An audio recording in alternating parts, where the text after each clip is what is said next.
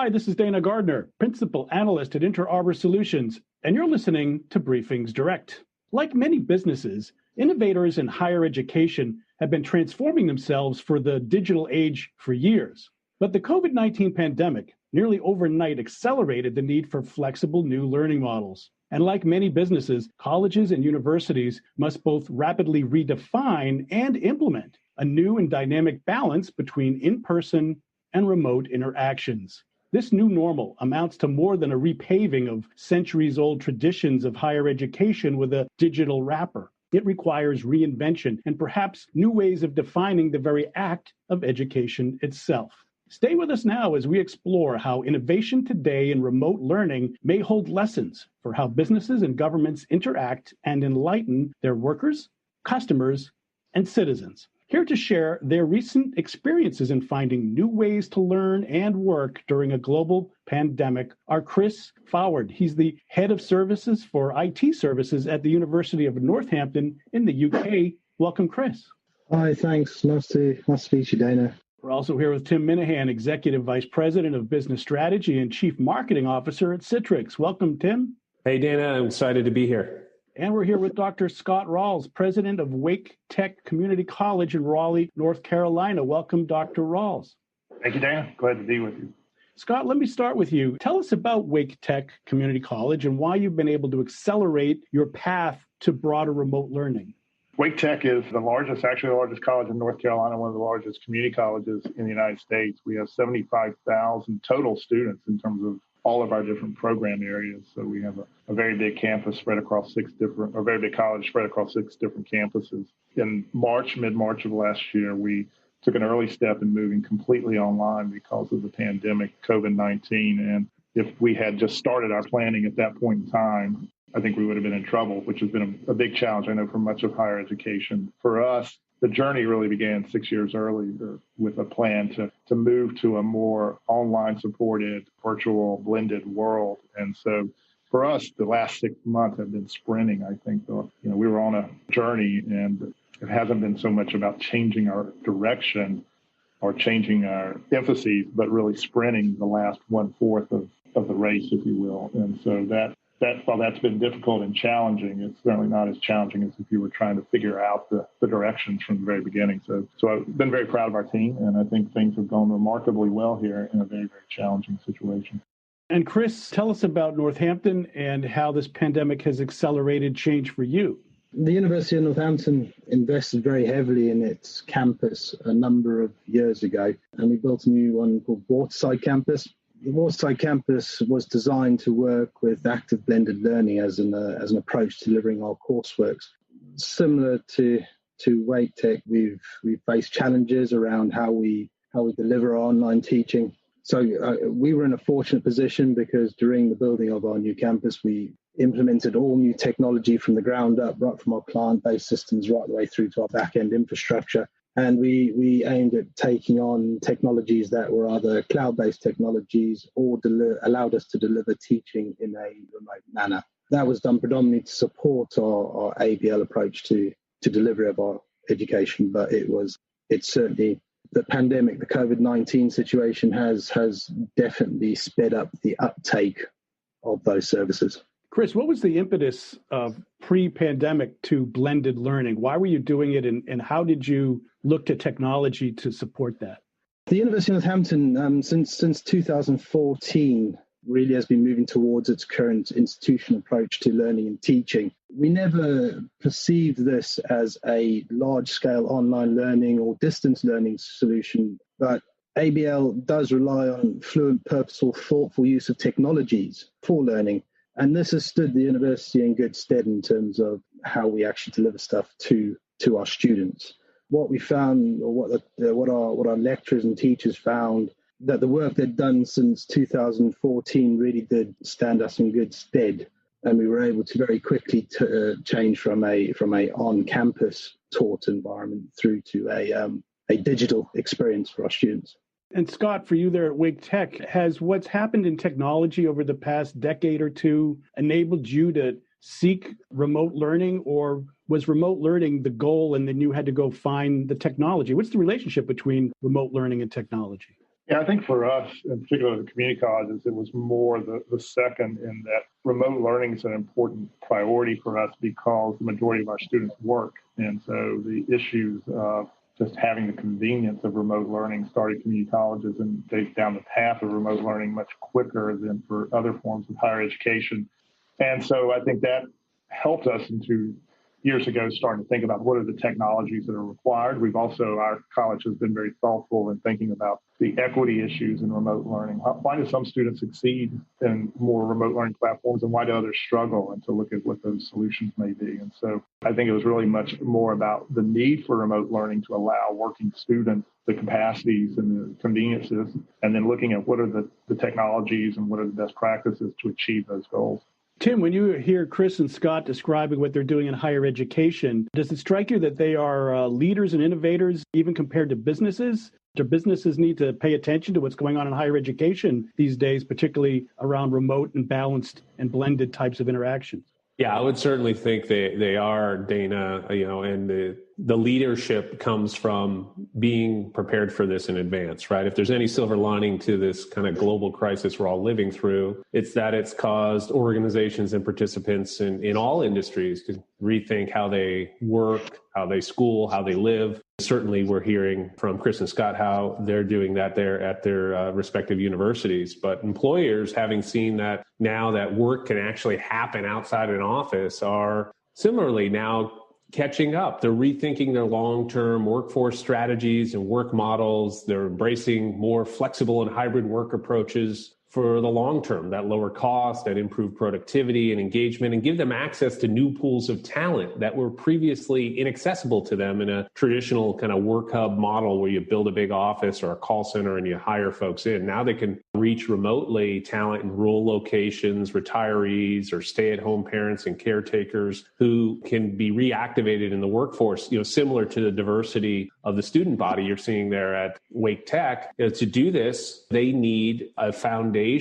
of a kind of a digital workspace platform that allows them to deliver this consistent and secure access to the resources that employees or staff, or in this case, students, need to do their very best work across any channel or location, whether that's in the classroom, whether that's on the road, or as we've seen recently in the home. And I think going forward, you're going to see not just higher ed, which we're hearing about here, but all industries begin to embrace more of this blended model for some very real benefits, both to their employees and their constituents, but as well as to their own organizations. Chris Foward at Northampton, because you put such an emphasis on the technology to accomplish blended learning, was the technology that was typical a few years back, traditional stack-based enterprise technology, was that a hindrance to you? Did you need to rethink the technology as you were trying to accomplish your education goals? Yeah, we did. So when we, as I said, when we built our new campus, what we did was we started from the beginning and we looked at what new technologies were coming out onto the market. So we then moved towards a couple of key suppliers to try and ensure that we get a best-in-class service as well as an easy-to-use product. So we chose partners like Microsoft for our campus agreement around all our software programs for Office and that sort of product. We chose Cisco for our networking and our server estate. And we also pulled in Citrix for the delivery of our virtual applications and desktops from any location, anywhere, anytime. It allows flexibility for our students to access our systems from a smartphone and be able to see specific CAD type models if we're drawing those through some solutions we have. It allows our Faculty of Business and Law to be able to present some of this bespoke software that they use, so we can tailor the solutions that they see within these environments to meet the educational needs and the courses that they were attending. And Scott, at Wake Tech, as the president of the university, you're probably not necessarily a technologist, but how do you not be a technologist nowadays when you're delivering everything as remote learning? How has your relationship with technology evolved if you had to learn a lot more than you did? Oh, absolutely. Yeah. And even my use of technology has evolved quite a bit. I mean, I was always aware and I kind of knew our broad goals, but as I mentioned, we were we started sprinting very quickly. And when you're sprinting, you want to know what's happening. So we're very fortunate here. We have a great IT team. We have a great team that's both thoughtful in its direction and then also very urgent in its movement right now. So those two things gave me a lot of confidence. But it was also, all of us have now sprinted to places that we wouldn't have been had these circumstances not come along. I just use an example.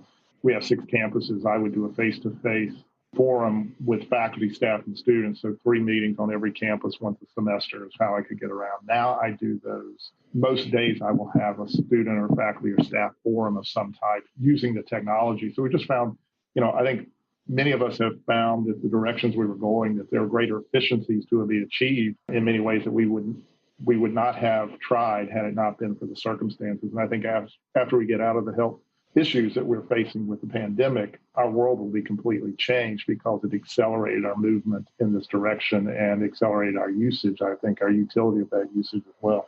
Yeah, Tim, we've seen the intersection, I should say, between business and technology. Not always the easiest relationship over the years. How are what we're seeing now as a result of the pandemic helping organizations attain the agility that they perhaps, struggled to find before? Yeah, indeed, Dana, as you just heard, another thing the pandemic has taught us is that agility is key. That fixed infrastructure, whether it's real estate, those work hub-centric models, data centers with loads of servers and on-premise applications really have proven to be anchors during the pandemic. Organizations that relied heavily on such fixed infrastructure had a much more difficult time shifting to a remote work or remote learning model to keep their employees and students safe and productive. In fact, just by anecdote, we had one financial services customer, a CIO there, say, hey, we can't add servers and capacity fast enough. And so as a result, we're seeing, as we're seeing here with Scott and Chris, we're seeing an increasing number of our customers and organizations moving to adopt more, if you will, variable operating models in everything they do, rethinking their real estate and staffing approaches, rethinking their IT infrastructure. And so as a result, we're seeing customers take their measured plan, for example, for a 1 to 3 year transition to the cloud and accelerate it into 3 months or even a few weeks. They're also increasing adoption of digital workspaces so they can provide that consistent and secure work or learning experience for employees or students across any channel or location. And it really just boils down to organizations building that agility into their operations so they could scale up quickly in the face of the next inevitable unplanned crisis or opportunity. We've been talking about this, Chris, through the lens of the provider, the higher education institute, the technology provider. What's been the experience over just the past several months, given the pandemic, to the user? How are your students at Northampton adjusting to this? Is this seen as somehow a burden, or are they finding perhaps a silver lining in this shift to a blended and remote learning? I'll be honest with you, I think our students are yet to adopt it fully. I think there's always challenges with new technology when it comes in. I think the uptake will be mainly driven coming to this end of this month, beginning of October, when we see our main student cohorts come on board. I do think the type of technologies that are chosen are key, because making the technology simple to use and easy to access will drive further adoption of those products. What we saw was our staff uptake on our Citrix environment was phenomenal. And if there's one positive to take from this COVID-19 situation is the adoption of technology. I think our staff have taken to it like ducks to water. I think our IT team have delivered something exceptional. And I think that our students will also see a massive benefit from these products, and especially the ease to use of these products. So yeah, that's the key thing there, is making the products easily accessible and easy to use. If we overcomplicate it, you won't get adoption, and you won't get an experience that customers need when they come to higher education institutions. Similar question to you, Dr. Rawls. Have the students adjusted to these changes in a way that gives them agility in how they absorb education? Is there a hidden or unanticipated benefit from the user or student experience part? I think they have. I think all of us, whether we work at Wake Tech, teach at Wake Tech, or we're students at Wake Tech, we've all gained a sense of confidence more so in these environments than we had before. And I've seen that very much in our students as well. I have regular conversations with them. And I think there was a lot of uncertainty, just like for many of us working remotely, how would that work? And I think we've now seen we can do that. We can have, and I think things will change in that regard, the notion of making the adjustments that we need to. And for many of our students, sometimes it wasn't just how will it change in the class, but all the things that they need around the class. So we have tutoring centers and our libraries, and how do we make those work remotely and by appointment? And I think all of us wondered about how that would work. And now we've seen that it can work and it does work, and there's an ease of doing that. One of the things we have seen with some of our students, because we're a community college, we're an open admissions college. And so for many of our students, they haven't had the level of academic preparation or opportunity that others have. And so for some of our students who have a sense of uncertainty, and in some areas like math or anxiety, we have found that there is a challenge for them to move remotely and have the confidence initially. Sometimes we can see that in withdrawals in that regard. But we've also found that we can rally around our students using different tools, and we found the value of different types of remote learning that are effective. And we've seen over time, I'll just use a practical example. We're doing a lot of the high flex model now, which is a combination of hybrid and remote online-based education. But we've seen in many of our classes that where classes started kind of hybrid with a number of students coming in, they've kind of shifted over time to more the remote, fully remote online. And we'll have classes that may only have two students that are coming in, and the rest of the class is doing it online. So you see the confidence grow over time. Yeah, Scott, another benefit of doing things more online, and it's great that the students are adopting that on their own. It's better to have the horse drink than have to lead them to the water, so to speak. But you also get a data trail. And when it comes to retention and seeing how your programs are working, you probably have a better sense of participation in many other metrics than you would have had if they were sitting in a large 200-seat classroom. So what is there about the data that goes along with remote learning that's helping you identify perhaps students at risk and perhaps other benefits?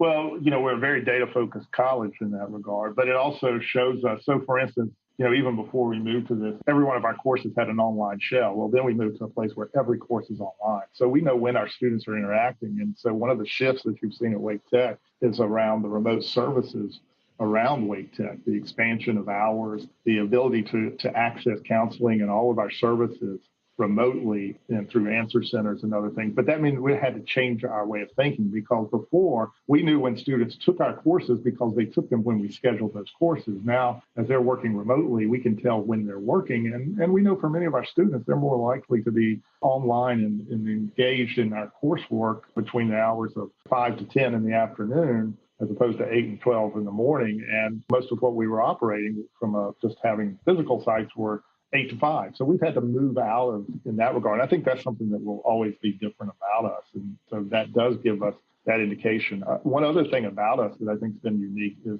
because of who we are, because we do so much technical education, that's why we're called Wake Tech, much of that is hands-on. So you can't do it fully remotely, but every one of our programs has found out the value of remote-based access, student support. One of our best examples, we have a remarkable baking and pastry program.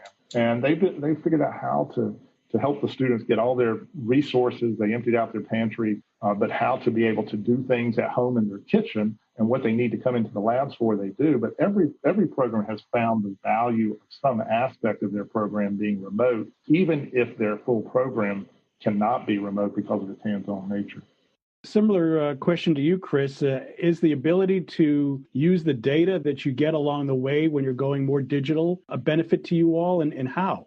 Data is key for us, and we do like to try and understand how people are using our systems and which applications they're using.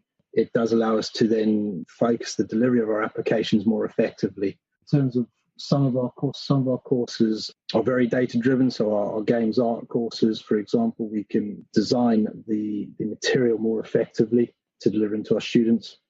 Tim, when you're providing more value back through your technology, the data seems to me to be a key as well, and it's about optimization, and it's about even reducing costs with higher outcomes, better business and education outcomes. How does the data equation benefit Citrix's customers, and how do you expect to improve on that?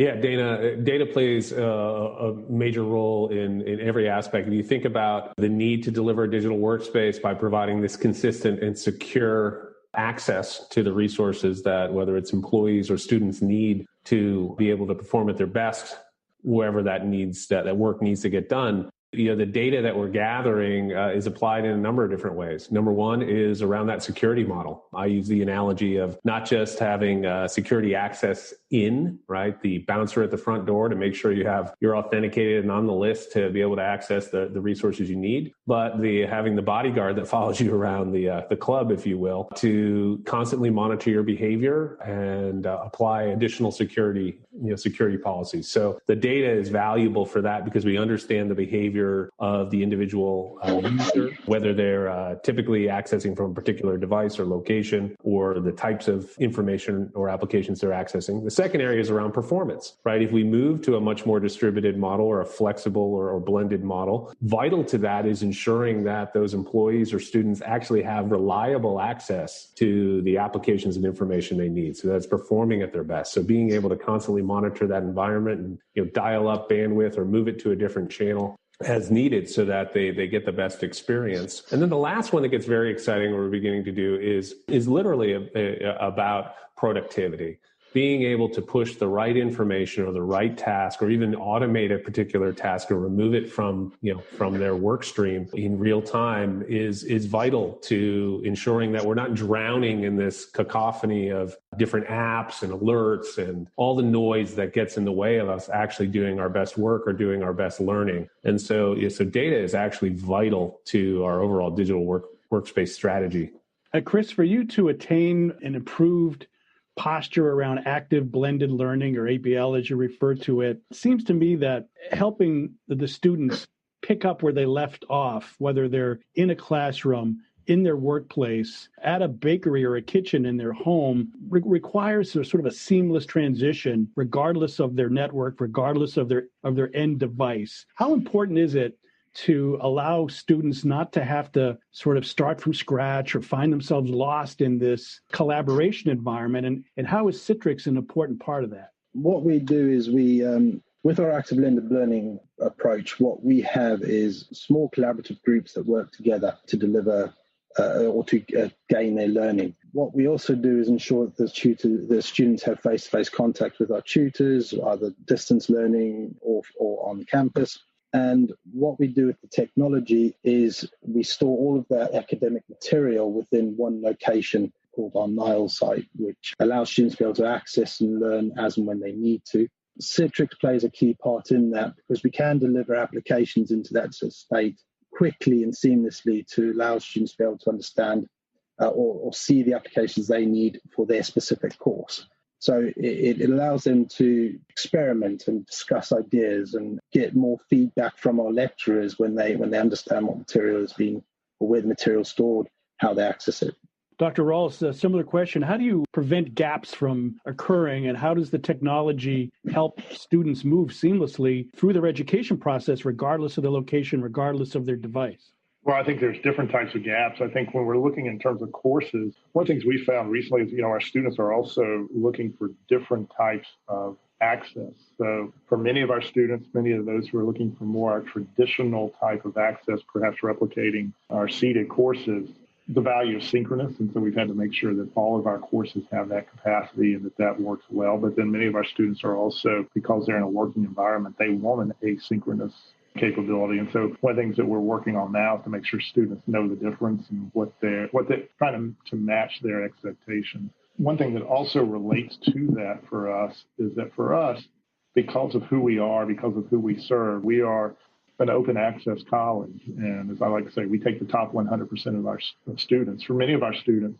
gaps come not just within a course, but between courses or towards their goals. And so for many of our students who perhaps didn't have parents who were, there may be first generation students, higher ed is new. They've been away from education for a period of time. We have to be much more, a lot of times we'll say intrusive, and having to walk students and help students and monitor to make sure our students are making it from one place to the next, making sure that their journey makes sense and that they are making it to what their ultimate goals are. And so we use technology in a lot of ways to track that, to know when our students are getting close, when they're perhaps starting to weave off. We call them like rumble strips on the side of a road. And so we use technology in that regard too. So those are gaps for us that we're looking at, not just within courses, but between courses on the way to our students' academic goals.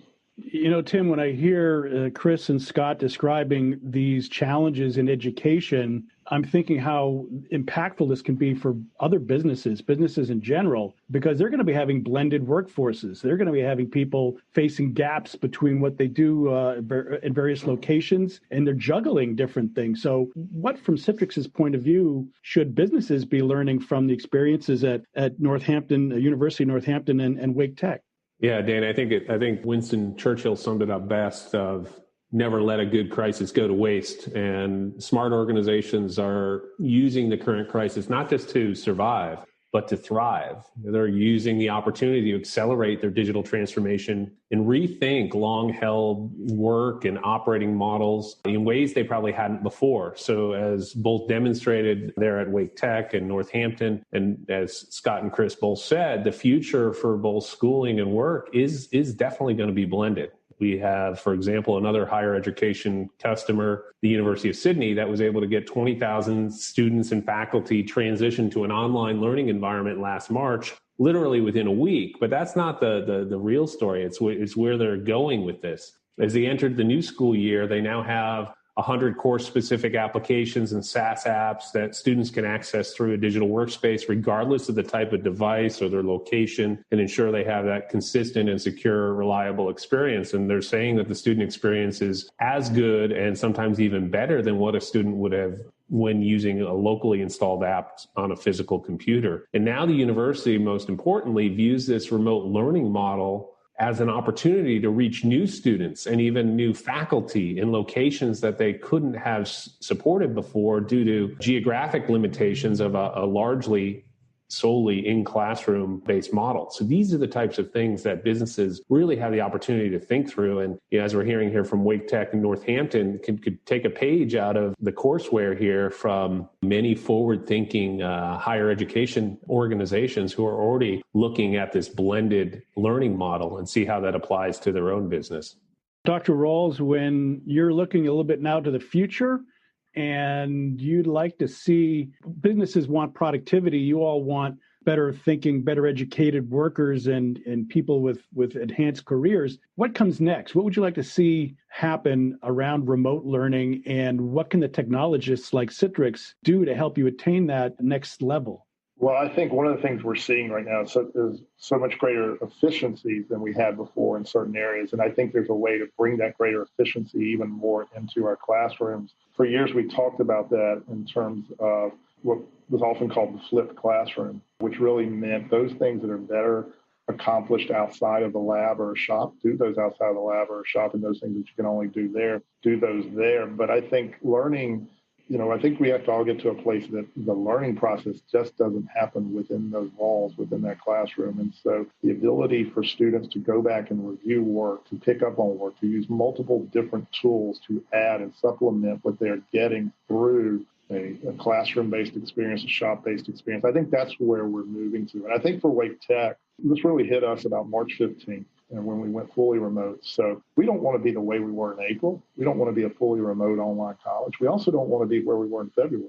We have the opportunity, as this notion of this crisis has presented to us, a greater acceleration to where we want to be, to what we can be. And I think it's what we aspire to be in terms of better education, not just more convenient, accessible education, but better educational opportunities through the multiple different opportunities that are brought to us by technology to supplement the core work that we've always done through our more seated-based environments.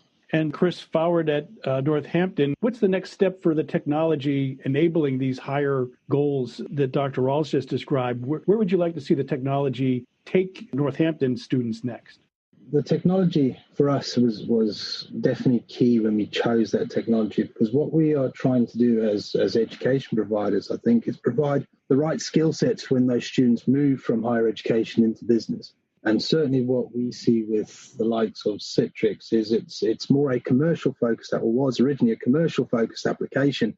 And definitely by bringing it into our institution, what we've allowed our students to do is gain access and understand how the system works and understand how to use it. And that's similar with most of our technologies that we've brought in, is giving students more a commercial feel for how operations should be run and how systems should be accessed and the way to use those systems. Tim, graduates from Wake Tech and from University of Northampton, a year or two from now, they're going to be well versed in these technologies and this level of collaboration and seamless transitions between blended approaches to what they're doing. They're going to fall into these companies. How are these companies going to be ready to anticipate these students with these new mindsets, and what should they be doing to be ready to take full advantage of what these students have already been doing in their universities? Yeah, Dan, I think it's a great point, and it's certainly something that business is grappling with now as we move beyond the millennials to the next generation of highly educated, grown up on the internet, high expectations of the students that are coming out of university today and for the next few years. And it really all boils down to the need to deliver this superior employee experience and the ability to, empower employees to perform at their best, to do the job that they were hired to do, and not burden them, as we've gotten to a point in a lot of corporate America, with a host of different distractions and apps and rules and regulations that keep them away from doing their core job. And key to that, not surprisingly, is that it's going to require a digital workspace environment that empowers that provides unified access to all the resources and information that the employee needs to perform at their best across any work channel or location, a behind-the-scenes security model that ensures the